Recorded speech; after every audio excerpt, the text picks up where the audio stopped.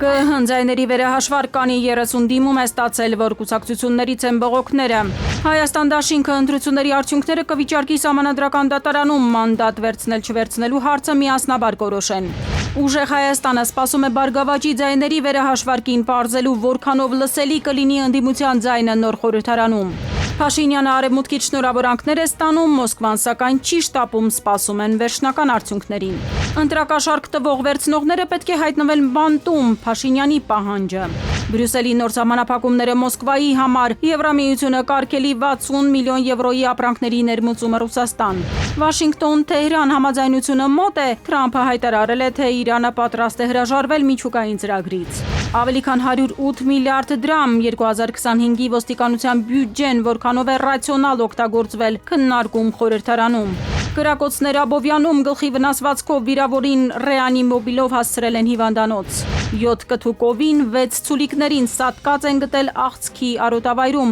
որն է կովերի սատկելու պատճառը։ Արմենիայի եթերում նորությունների գլխավոր ժամն է, բարի երեկո, ես Շահանե Մեժլումյանն եմ, ամենակարևորն ու դիտարժանը մեր եթերում։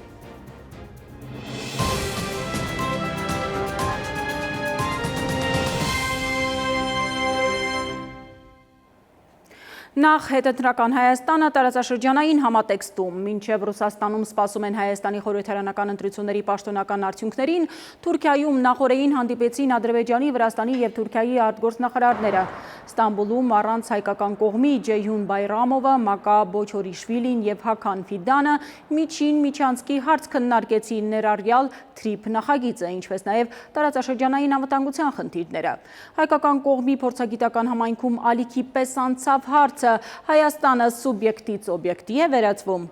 Տարածաշրջանային անվտանգությունն ու համագործակցությունը վրացի, թուրք և ադրբեջանցի արտգործնախարարները եռակողմ հռչակագրով հաստատեցին, և եթե ստացած մանդատների քանակի քաղաքական մեծամասնությունը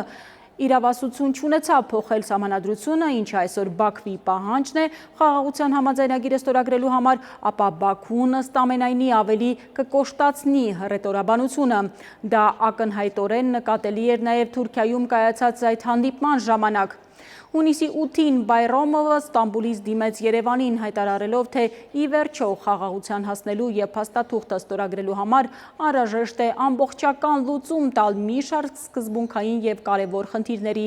թե ինչ սպասել տարածաշրջանային զարգացումներից դժվար է թերևս կանխատեսել, քանի դեռ պարզ չեն Հայաստանի խորհրդարանական ընտրությունների վերջնական արդյունքները։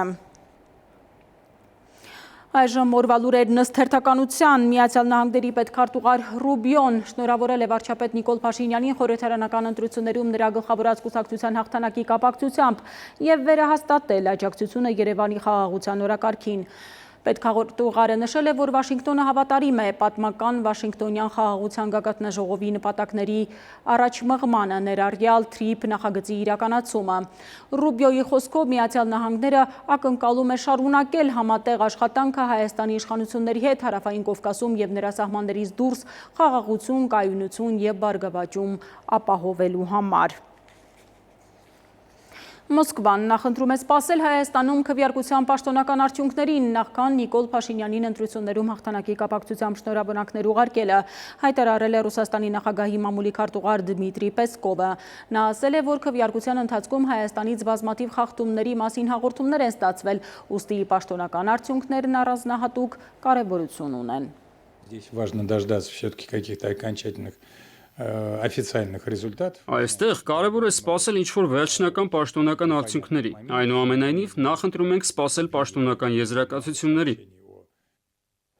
Իրանի նախագահ Մասուդ Փեզեշքյանն է շնորհավորել վարչապետ Նիկոլ Փաշինյանի և քաղաքացիական պայմանագիր կուսակցությանը Հայաստանի խորհրդարանական ընտրություններում տարած հաղթանակի առթիվ, վստահություն հայտնելով, որ առաջիկա տարիներին երկկողմ կապերը կշարունակեն ընդլայնվել։ Նախագահ Փեզեշքյանը բարձր է գնահատել ընտրությունների հաջող անցկացումը և հայ ժողովրդի կողմից Նիկոլ Փաշինյանի կառավարությանը ցուցաբերած նոր աջակցությունը որակել որպես Հարավային Կովկասի տարածաշրջանում խաղաղության, զարգացման,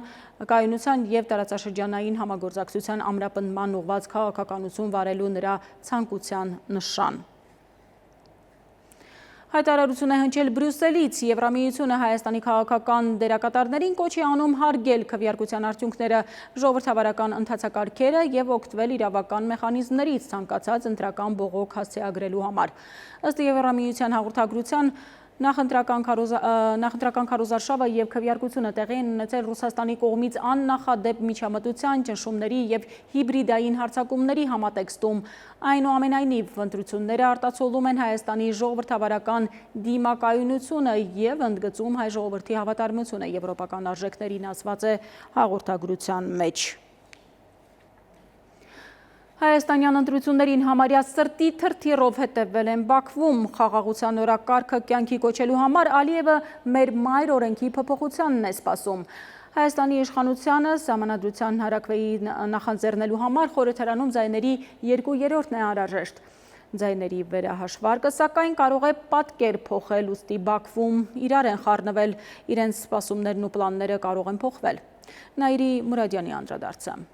Բաքվում Ալիևի վարչակազմը հոգեխանգարմունքի մեջ է ընկել։ Փաշինյանի թիմի այս պահի դրությամբ ունեցած մանդատների թիվը մտահոգում է նաև կրտսեր Ալիևին։ Բաքվում մտավախություն ունեն, որ հարցականի տակ է դրվում Հայաստանում իշխող ուժի կողմից սահմանադրական փոփոխությունների կատարման հաջողությունը, նաև այսպես կոչված խաղաղության պայմանագրի ստորագրումը։ Եթե սահմանադրական փոփոխություններ չկա, ուրեմն խաղաղության պայմանագիր չի կնքվել, չկա խաղաղության պայմանագիր, Հայաստանի առկա իրավիճակը կախված գնում է։ Ալիևի արտգործնախարար Բայրամովն էլ մյուս կողմից է հայտարարել, թե Ադրբեջանը պատրաստ չէ Հայաստանի հետ միջպետական հարաբերություններ սկսել, եւ ըստ Բայրամովի սկզբունքային հարցեր կան, որոնց մասով ինքն ու իր վերադասը համաձայն չեն խաղաղության պայմանագրի տեքստի բովանդակության հետ։ Հայաստանում սահմանադրությունը փոխելու հանրաքվե անցկացնելու քվեներ չապահովելու կասկածից հետո Ադրբեջանն անմիջապես հայտարարեց Հայաստանի հետ հարաբերություններ վարելու նոր պայմանների մասին։ Խաղաղության պայմանագիր չկա, շրջափակումը չի վերացվի։ ԹԻՊ-ը կարող է աշխատել, բայց դա տնտեսական շրջափակման վերացման հետ կապ չունի։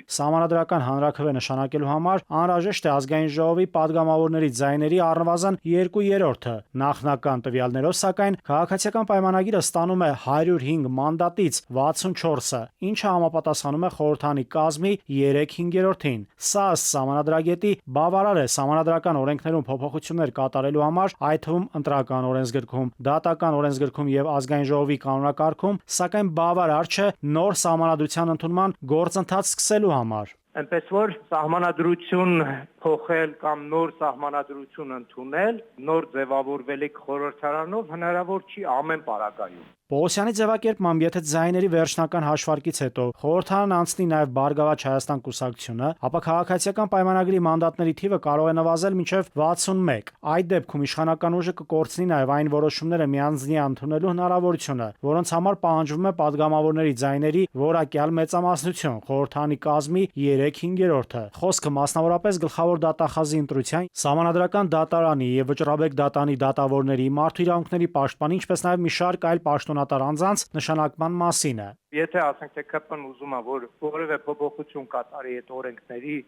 մեջ, դրա համար ինքը պետք է 3/5 մեծամասնություն ունենա։ Եվ այդ պարագայում ինքը բնականաբար պետք է բանակցի անդիմադիր ուժերի հետ, որպեսզի այդ 3/5 ձայների մեծամասնությունը կարողանա ապահովել։ Ըստ վերլուծաբանների, ինչպես եւ կանխատեսվում էր, Ադրբեջանը նպատակ չունի եւ չի էլ ունեցել Հայաստանի հետ խաղաղության պայմանագիր կնքել։ Խորհրդարանական ընտրությունների արդյունքները կարելի ասել եւս մեկ առիթ դարձան Բաքվի բռնապետի համար ավելի ընդլայնելու իր պահանջները, նոր նախապայմաններ դնելու Հայաստանի իշխանությունների դեմ, այսպես կոչված խաղաղության պայմանագիր ստորագրելու համար։ Չնայած վերլուծաբանների մի մասը համարում է, որ Հայաստանի հետ խաղաղության պայմանագիր կնքելու որոշողն այնպես չէ, որ Ալիևն է։ Այստեղ կարևոր է, թե ինչ դիրքորոշում կունենա Թուրքիան։ Դրան էլ պարտավոր է ենթարկվել Ալիևը։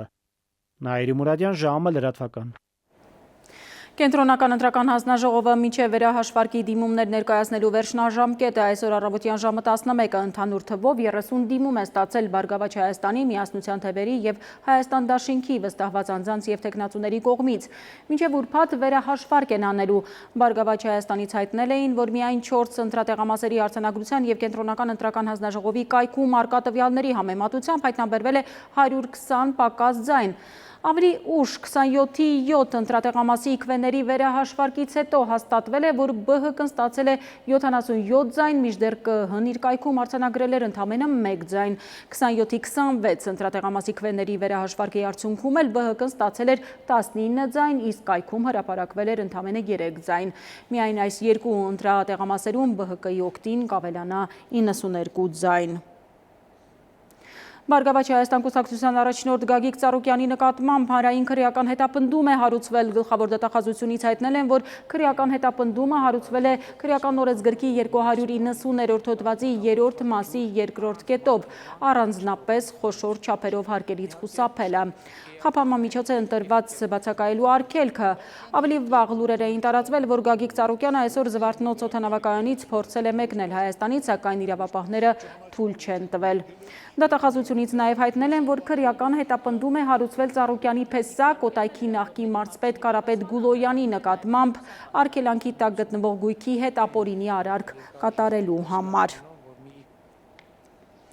Ուժեղ Հայաստանը հայտարարություն կանի ձայների վերահաշվարկից հետո, երբ պարզ դառնա, թե ինչ կլինի Բարգավաճ Հայաստանի հարցը, հայտարարել է կուսակցության անդամ Նարեկ Կարապետյանը։ Ըստ նրա, միայն դրանից հետո կպարզվի արդյոք հնարավորություն կլինի խորհրդարանում գլխավոր դատախազ եւ այլ պաշտոնյաներ ընտրելու ժամանակ ընդդիմությունն իր խոսքն ասի, թե ոչ։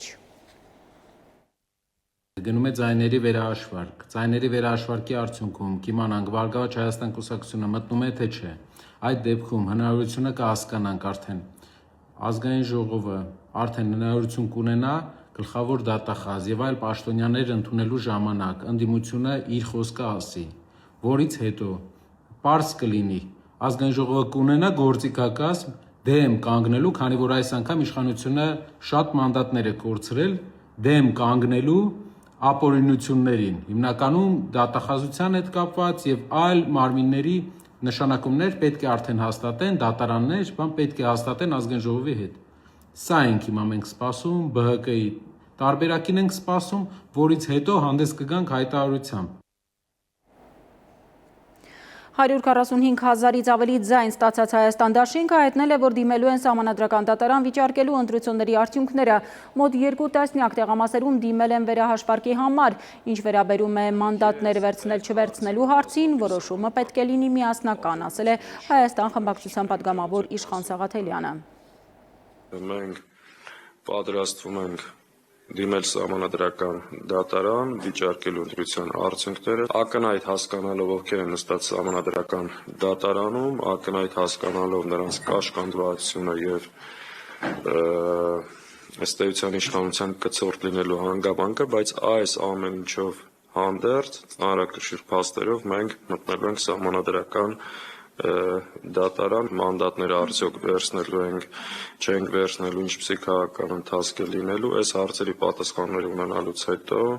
համապատասխան խորհրդակցություններ անցկացնելով նաև ընդդիմադիր քաղաքական գործընկեր ուժերի հետ, որովհետև կարծում ենք այդ որոշումը պետք է լինի միասնական։ Ցանկացած որոշում բխելու է ընդհանուր պայքարի տրամաբանությունից։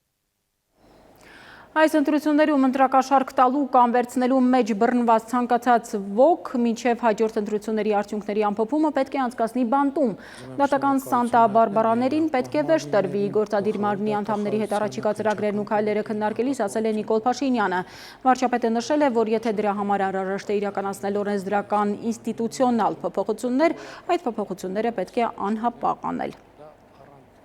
Ես հստակ պահանջում եմ, որ նրանք, ովքեր ընտրակաշարք վերցնելու կամ տալու մեջ բռնվել են, միջև հաջորդ համապետական ընտրությունների պաշտոնական արդյունքների ամփոփման առնվազն օրը պետքա լինեն բանտում։ Սա երկրի անվտանգության եւ ժողովրդավարության անվտանգության հարց է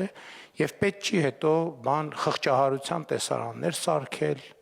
Խղճահարության տեսարանները վաղուց սարքված են եւ եթե մենք հոգատարության խնդիր ունենք առաջին հերթին մեր պետությունը պետքա լինի մեր հոգատարության առարկա, մեր ժողովուրդը եւ նրա ազատ կամքը եւ նրա ազատ կամքի արտահայտման հնարավորությունը։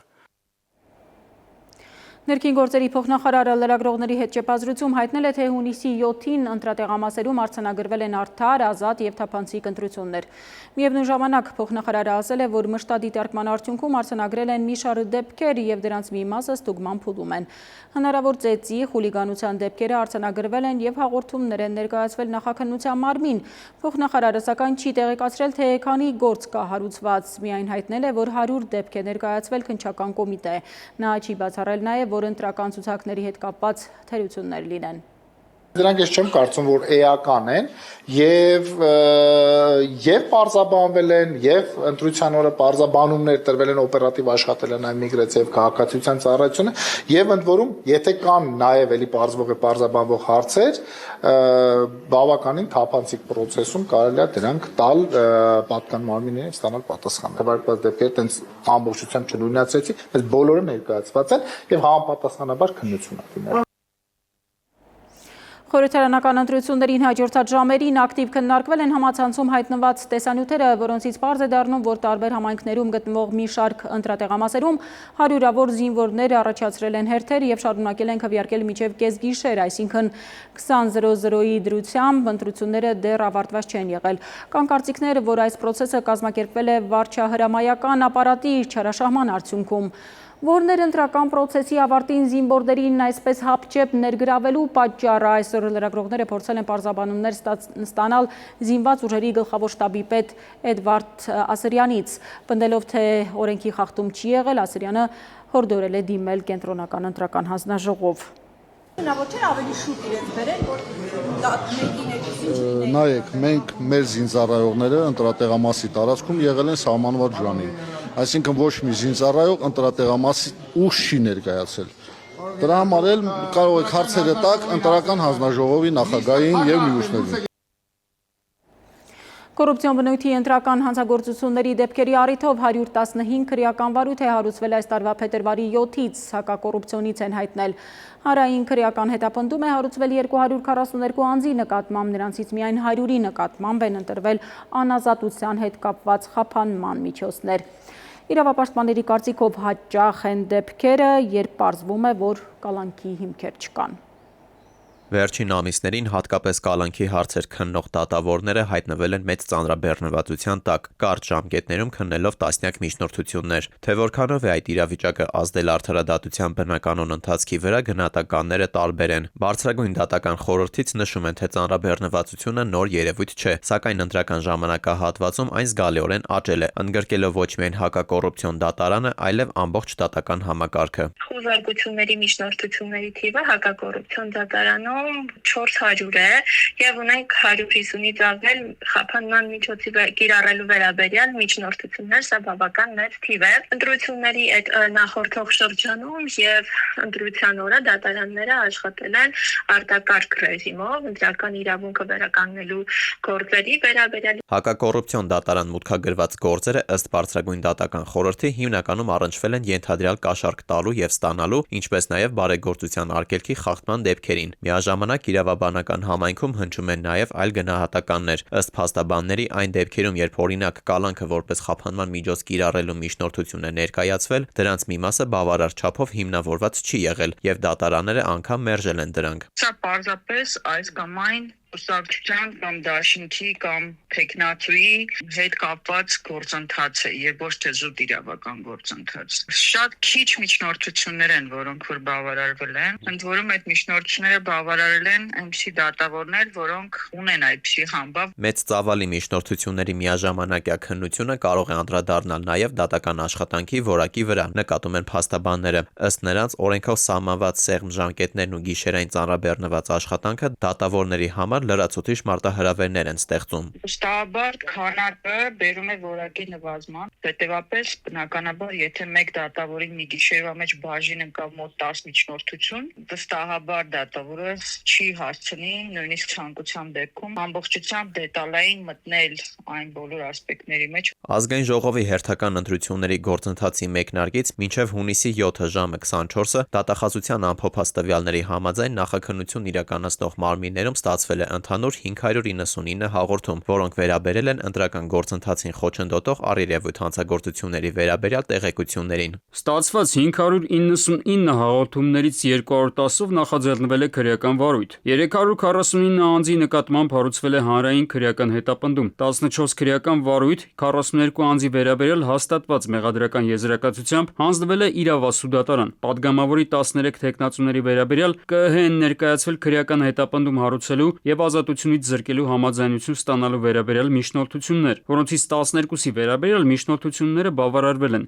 1 անձի վերաբերյալ միջնորդությունը քննարկվելու է առաջիկայում։ Ձերբակալվել է պատգամավորի թեկնածու։ Անանուն հաղորդում ներկայացնելու ազդարարի ՌԵՄ կայքի միջոցով ստացվել է 16 հաղորդում։ Դատական համակարգը մի կողմից վստահեցնում է, որ գործադրում է բոլոր ջանքերը բնականոն աշխատանքը պահպանելու համար, մյուս կողմից իրավաբանների մի մասը բարձրաձայնում է դատական ծանրաբեռնվածության եւ ներկայացված միջնորդությունների հիմնավորվածության խնդիրը։ Ընտրական շրջանը ավարտվել է, սակայն դրա շուրջ մասնագիտական քննարկումները, թե որքան արդյունավետ եւ հավասարակշռված է արդարադատության իրականացումը, դեռ շարունակվում են։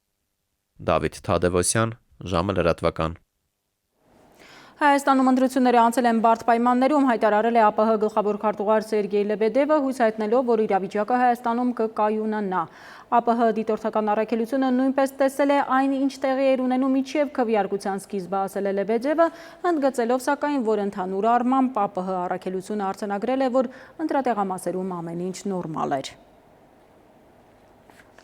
ԵԱՏՄ-ի եւ Եվրոպական միության միջև ընտրություն կատարելիս Հայաստանը պետք է հիշի, որ հենց Ռուսաստանն է միշտ եղել նրա անկախության երաշխավորը, հայտարարել է միջազգային մշակութային համագործակցության հարցերով Ռուսաստանի նախագահի հատուկ ներկայացուցիչ Միխայիլ Շվիդկոյը։ Նա կրկնել է Ռուսաստանից փառաբերաբար հնչող հիշեցումները, որ ԵԱՏՄ-ում եւ Եվրամիությունում միաժամանակ գտնվելը անհնար է։ Շվիդկոյի խոսքով ռուս եւ հայ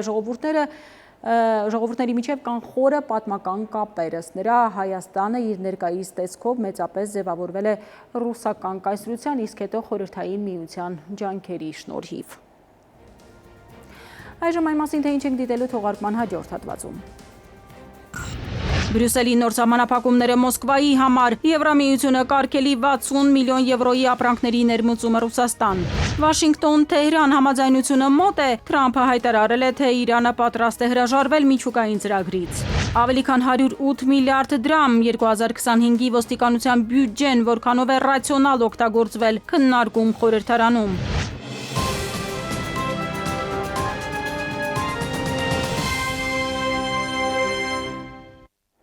Ժամը շարունակում է աշխատանքը Արմենիայի ուղիղ եթերում։ Բրյուսելն առաջարկել է արգելել տարեկան ընդհանուր 60 միլիոն եվրո արժողությամբ մի շարք ապրանքների ներմուծումը Ռուսաստան։ Բացի այդ, Եվրամիությունը առաջին անգամ կարգելի Ռուսաստանի հետ ձկնաբուծական արտադրանքի, մասնավորապես ձողաձկան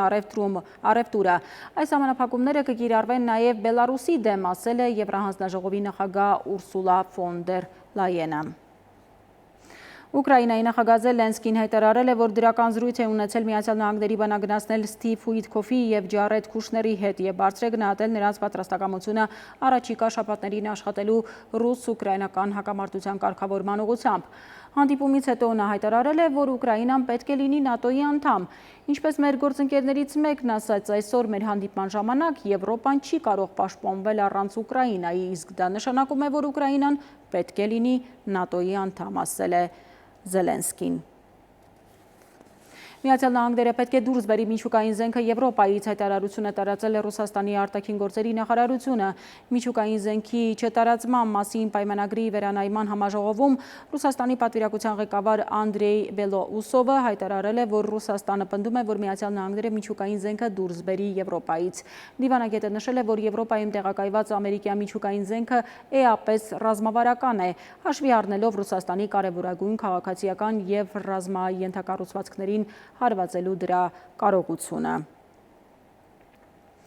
Ալբանիայի վարչապետ Էդի Ռաման մեղադրել է Իրանին Տիրանայում տեղի ունեցած զանգվածային բողոքի ցույցերի հետ կապված ապա տեղեկատվական արշավների մասնակցելու համար։ Ռաման պնդել է, որ Իրանը տարածում է կեղծ տեղեկատվություն երկիրը անկայունացնելու նպատակով։ Հիշեցնեմ, որ Ալբանիայի արգելոցում անտառահատումների եւ Դոնալդ Թրամփի փեսայի կողմից զբոսաշրջային գոտի կառուցելու դեմ բողոքի ակցիաներ են տեղի ունեցել, որոնք ստացել են Ֆլամինգոյի հեղափոխություն անվանումը։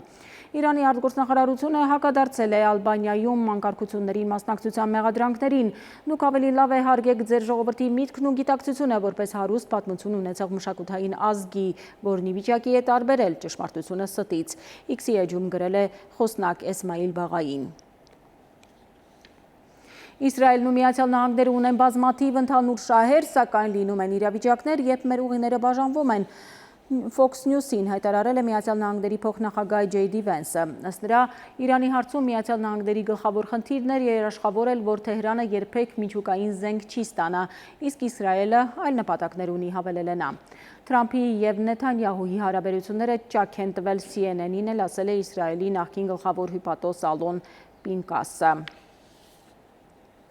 Իսրայելական ավիացիան հզոր հարված է հասցրել Լիբանանի հարավում գտնվող խոշորագույն Տյուրոս քաղաքին, 9 մարդ է զոհվել ևս 28-ը ստացել են տարբեր աստիճանի վնասվածքներ Ջումբլատի հրապարակի շրջանում։ Որոնողափրկարարական աշխատանքները շարունակվում են Տյուրոսի խիտ բնակեցված այդ թաղամասում։ Ավելի վաղ Իսրայելի բանակը նախազգուշացրել էր Տյուրոսին հարվածելու մտադրության մասին և բնակիչներին կոչ էր արել լքել քաղաքը։ Միաժամանակ Իսրայելի պաշտպանության բանակը հարվածել է Գազայի հատվածում Համասի ծովային ոստիկանության գլխավոր շտաբին և զենքի պահեստներին։ Վաշինգտոնի և Թեհրանի միջև համաձայնությունը մոտ է, Սպիտակ տան ղեկավարը չի բացառել, որ առաջիկա 2 շաբաթում համաձայնություն լինի։ Թրամփը անակնկալ հայտարարել է, թե բանակցություններում Իրանը պատրաստակամություն է հայտնել հրաժարվել միջուկային զենքից։ Թրամփը շտապում է հայտարարել լիակատար հաղթանակի մասին, սակայն շատ բան կախված է Իսրայելից, որ պարբերաբար թեժացնում է կրակը։ Ի պատասխան Բեյրութի արվարձաններում Իրանի աջակցությունը վայելող Հզբոլլահ զինված խմբավորման դեմ իրականացված հարձակումների Թեհրանը կիրակի հրթիռներ արձակեց Իսրայելի ուղղությամբ, ինչը ևս անպատասխան չմնաց, դարձյալ շիկացնելով մերձավոր արևելքը։ Իսրայելական կողմն էլ թիրախում Արաբ Իսլամական Հանրապետության հակաօդային պաշտպանության համակարգերն ու նավթաքիմիական գործարանը և հարվածներ հասցրեց դրանց։ Ավելի ուշ Հորմուզի նեղուցի տարածքում կործանվեց նաև ամերիկյան հարվածային ուղղաթիռ, այս մասին նախ գրեցին լրատվամիջոցները, ապա ԱՄՆ նախագահ Դոնալդ Թրամփն անձամբ հաստատեց տեղեկությունը, հայտնելով նաև, որ ուղղաթիռում գտնվող օդաչուները փրկվել են։ Ամերիկա-իսրայելա-իրանական պատերազմի 101-րդ օրը իրավիճակը խաղաղվում է։ Նախագահ Թրամփի կոչից հետո Իրանն ու Իսրայելը հայտարարում են իրար նկատմամբ հարձակումները դադարեցնելու մասին, իսկ Սպիտակ տան առաջնորդը շտապում է նաև անոնսել կամ կանխատեսել իրենց մոտալուտ հաղթանակը։ Դոնալդ Թրամփը չի բացառում հնարավորությունը, որ առաջիկա 2 շաբաթվա ընթացքում Վաշինգտոն ու Թեհրանը հասնեն հակամարտության կարգավորման շուրջ համաձայնության։ Մենք հիմա բանակցություններ ենք վարում և նրանք ցանկանում են շատ լավ գործարք կնքել։ Նրանք պատրաստ են մեզ ամեն ինչ տալ։ Նրանք պատրաստ են գնալ միջուկային զենքից հրաժարվելուն։ Ես կարծում եմ մենք հաղթում ենք, բայց հաղթել պետք է առաջիկա 2 շաբաթվա ընթացքում։ Դա կլինի լիակատար հաղթանակ։ Այն տեղի կունենա շատ շուտով և նավթի գներն անմիջապես կընկնեն։ Փորձագիտական վերլուծական համայնքում սակայն այնքան էլ միանշանակ չեն ընդունում նախագահ Թրամփի հայտարարությունը։ Մասնագետները կարծում են, մերձավոր արևելքում իրավիճակը դեռևս մշուշոտ է եւ այն չի կանխատեսում ինչպես հակամարտության ավարտը, այնպես էլ եթե նույնիսկ ոչ Իրանի պարտությունը, ապա ամերիկա-իսրայելական կողմի հաղթանակը առավել եւս։ Թրամփը սովորություն ունի չափազանցնել, դա լինելու է ընդհանուր նախ եւ առաջ Պարսից ծոցի հարցը, կարևորվում է այստեղ Հորմուզի նեղուցի շրջափակումը ծովային, էլի, դա է բացվելու մանրամասնությունը, դա լինելու է հետագայում։ Այդ հետագայում դա իրանց կհաջողվի միջուկային ծրագրերի Իրանի ընդհանուր հայտարարի կամ թե ոչ, դեռ պարզ չէ։ Իրանագետ Բեգիջանյանն այստեղ հիշեցնում է նաև նախապատերազմական ստատուս քվոն, երբ վերջին բանակցությունների ընթացքում ըստ Մեծ Բրիտանիայի նախկին վարչապետի խորհրդական Թոնի Բլերի և Օմանի արտգործնախարարի Թեհրանը գնացել էր ամենամեծ զիջմանը, համաձայնելով ոչ թե 20, այլ 5 տարով սառեցնել ուրանի հարստացումը։ Ըստ մասնագետի, Իրանն այս կետից հետ քայլ չի անի։ Սա առավելագույնն է։ Իրանը նույնպես իրեն համարում է հաղթանակը, ճիշտ է, Իրանին ահռելի տնտեսական ենթակառուցվածքներին վնասներ են հասել, բայց իրանց նպատակը մինիմում է Իրանի համակարգը ընդհանրապես իսլամական վերացնել եւ բացի դա Իսրայելի մաքսիմում ծրագիրը Իրանը մասնակցելն է։ Ամերիկան Պես շատ հարցեր ունի, որ պատերազմը շարունակվելու դեպքում Թրամփի վարչակազմը կտուժի նոյեմբերի միջանկյալ ընտրությունների։ Մերձավոր Արևելքը շարունակում է մնալ բարձր լարվածության գոտի, փորձագետներն ասում են այստեղ առայժմ պարզ չէ ներկայիս հրադադարը վերածվելու է համաձայնության, թե լինելու է հերթական շունչ քաշելու հնարավորությունը նախքան ավելի լայնամասշտաբ էսկալացիան։ Էդուարդ Պողոսյան, ժամը լրատվական։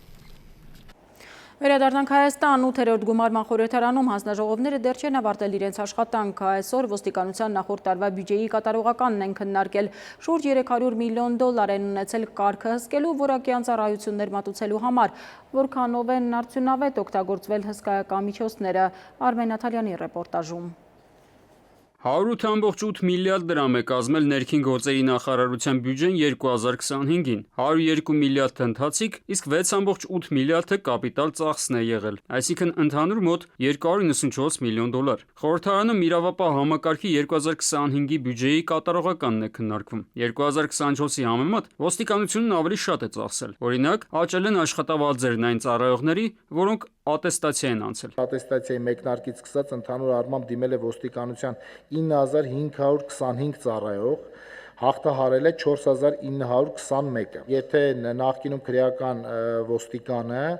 ստանում էր 285,000 շուրջ աշխատավարձ, գերազանց ատեստավորման դեպքում վերջինիս աշխատավարձը կազմել է 585,000 դրամ։ Ներքին գործերի փոխնախարարը խոսում է տարբեր ոլորտներում ձեռքբերումների մասին։ Ավելի շատ թմրանյութ է արգրավվել, ավելի շատ զենք զինամթերք հայտնաբերվել, ավելի շատ հանցագործություն է բացահայտվել։ Նշում է, որ Հայաստանը աշխարհի անվտանգ երկրների շարքում 13-րդն է, իսկ ոստիկանության գործունեությունը Հայաստանում դրական է գնահատում քաղաքացիների 68%-ը։ Իհարկե պետք է նշել, որ աճել է նաև ծանր ու առանձնապես ծանր հանցագործությունների թիվը։ Դրանք կանխելու եւ բացահայտումն արագացնելու համար դեռ ամիսներ առաջ օրենքով ոստիկանությանը տրվեց մեծ լիազորություն, հասանելիություն պետական համակարգում գտնվող բոլոր տեսախցիկներին, բայց մինչև այժմ այդ համակարգը կարծես չի գործում։ Ինչ վերաբերում է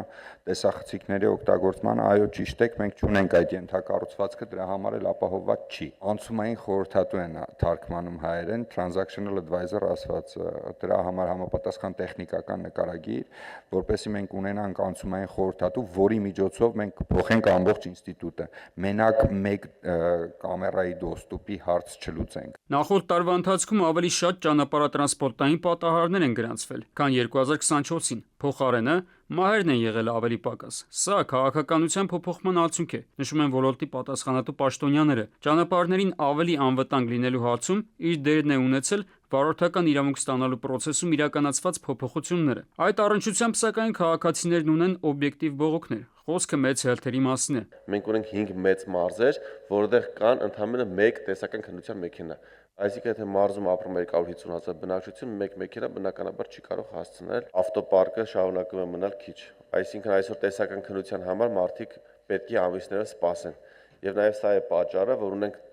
տասնյակ հազարավոր զրկված վարորդներ, ովքեր մինչև այս պահ չեն կարողանում հանձնել քննությունը։ 2025-ին իրավապահ համակարգում իրականացված եւ դեռ չավարտված բարեփոխումներից մեկն էլ, որն արտացոլված է բյուջետային ծախսերում, նոր կենսաչափական անձնագրերի մշակումն է, որի շնորհիվ ըստ բարձրաստիճանների խոստումների Հայաստանը մեկ քայլով ավելի մոտ կլինի Եվրամիության հետ ազատ վիզային ռեժիմի կիրառմանը։ Իդեպ, անձնագրերի մասին առաջիկայում վերանայվելու է Հայաստանի քաղաքացիություն ստանալու կարգը։ Արձանագրում ենք, որ քաղաքացիության ինստիտուտի հետ կապված ունենք խնդիրներ, Հայաստանի Հանրապետության քաղաքացի դառնալը բավականին դյուրին է։ Մենք նախատեսում ենք քաղաքացիության ձեռքբերման գործընթացի որոշակի հստակեցումներ, կարող եմ ասել նույնիսկ որոշակի բարդեցումներ։ Պատգամավորներից մեկն առաջարկեց քաղաքացիությանը վերաբերող օրենսդրության փոփոխման համատեքստում անդրադառնալ նաև երկրից երկար բացակայած Հայաստանի քաղաքացիների ընտրություններին մասնակցության հարցին։ Այս թեման հատկապես ակտիվ քննարկումների դաշտ մտավ վերջին շաբաթներին ընտրական process-ների համատեքստում։ Արմեն Աթալյան, ժամը լրատվական։ Ներքին գործերի գերատեսչությունը իր 6 ծրագրերից մեկի դեպքում թերացել է գրանցելով 50%-ից ցածր կատարողական, ևս մեկի դեպքում էլ այն միայն բավարար է եղել։ Այս մասին խորհրդարանի պաշտպանության և անվտանգության հարցերի ու ֆինանսավարկային ու բյուջետային հանձնաժողովների համատեղ նիստում նախորդ տարվա բյուջեի կատարման տարեկան հաշվետվության նախնական քննարկումների ընթացքում հայտարարել է ֆինանսների նախարարը։ Ըստ Վահե Հովհաննիսյանի, մյուս ծրագրերի դեպքում նախարարությունը գերազանցել է արդյունքները։ Եթե ըստ ծրագրերի փորձեմ ներկայացնել կատարողականը, ապա 4 ծրագիր ունի բարձր կատարողական, 1 ծրագիր ունի բավարար կատարողական, այսինքն մեր սանդղակով 75-ից 89% միջակայքում է, եւ մի ծրագիր ունի 50%-ից ցածր կատարողական, ըստ միջոցառումների համապատասխանաբար ունենք բաշխումներ։ Ընդհանուր առմամբ սա է իրավիճակը։ Կրկին դադար մեր եթերում կվերադառնանք րոպեներ անց։ Կրակոցներ Աբովյանում գլխի վնասվածքով վիրավորին ռեանիմոբիլով հասցրել են հիվանդանոց։ 7 կթուկովին 6 ցուլիկներին սատկած են գտել աղցքի արոտավայրում, որն է կովերի սատկելու պատճառը։ Օրվա առավելագույն ջերմաստիճանը 30-ն է, ավելին քիչ ուշ։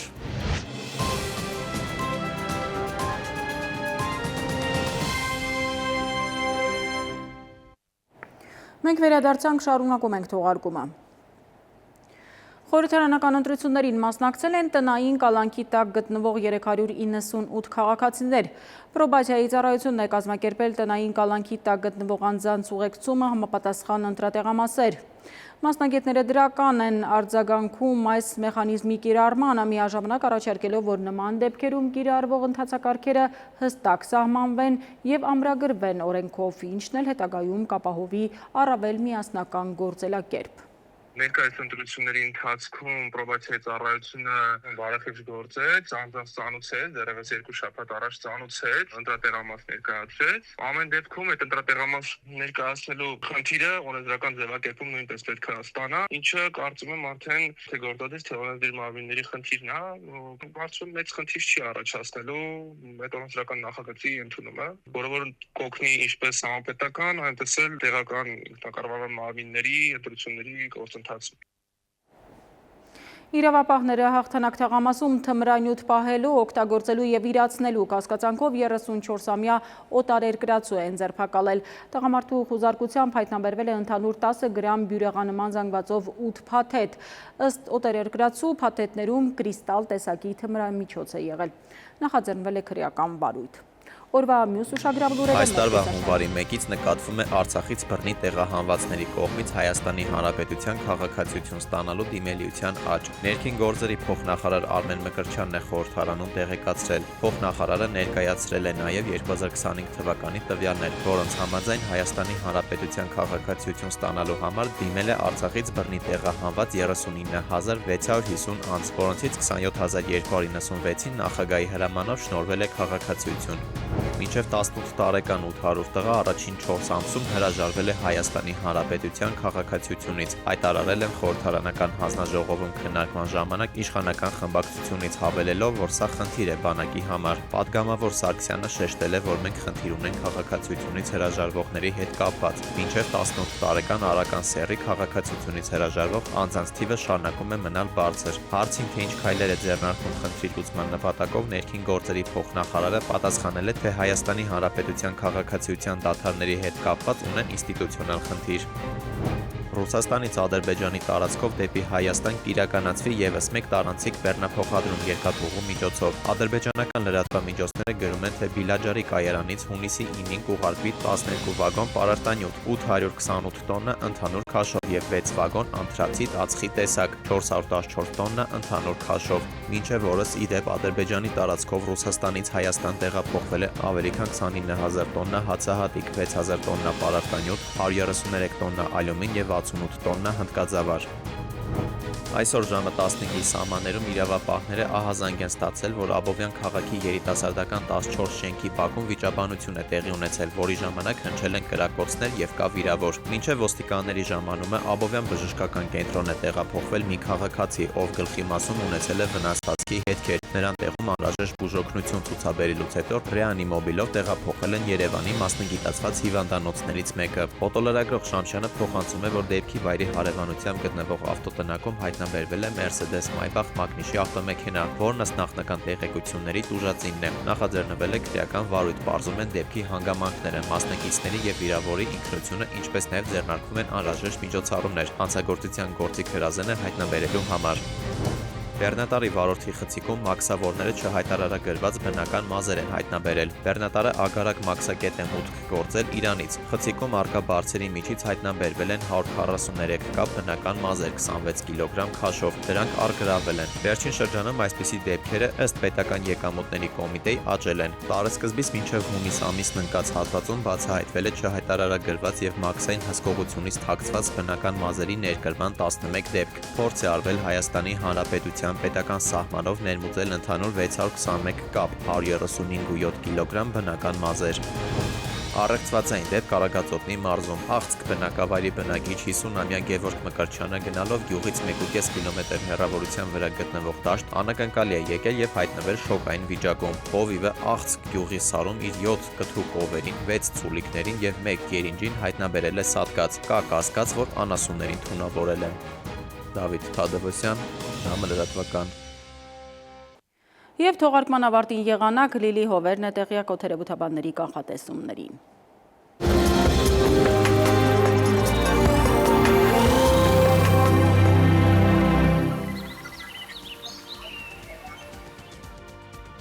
Բարերեկո եղանակի տեսության հովանավորն է իտալական ունիկալ ապրանքանիշը, իր որակյալ և գերխնայող գազի կաթսաներով։ Դրանք պաշտոնապես ներկայացված են էքստերիեր խանութ սրահներում, ունիկալ տարվա բոլոր եղանակներին, Մետեոաշխարհ նախ Հայաստան։ Մեր երկրի մեծ մասում նոր օրը կանցնի փոփոխական երկնքով, սպասվում են տեղումներ առանձին գոտիներում, նաև կարկուտ։ Ջերմաստիճանը առաջիկա օրերին էապես չի փոխվի։ Վաղը ցերեկը Շիրակում, Կոտայքում, Գեղարքունիքում, Արագածոտնի և Վայոց-Ձորի լեռնային գոտիներում կդիտվի 18-ից 22 աստիճան։ Վայոց-Ձորի և Արագածոտնի նախալեռներում սպասվում է 28-ից 30, Լոռիում 19-ից 23, Տավուշում 24-ից 28 աստիճան, Հարարատում, Արմավիրում, Սյունիքի հովտային գոտիներում վաղը ցերեկը սպասվում է առավելագույնը 30 աստիճան, Սյունիքի նախալեռներում կդիտվի 18-ից 23, Երևանում տեղումներ սպասվում են երեկոյան, այս գիշեր 15-ից 17, ցերեկը 28-ից 30, երեկոյան 22-ից 24 աստիճան։ Այսքանն էինք պատրաստել այսօրվա համար, ես ձեզ հրաժեշտ եմ տալիս և մաղթում խաղաղ գիշեր։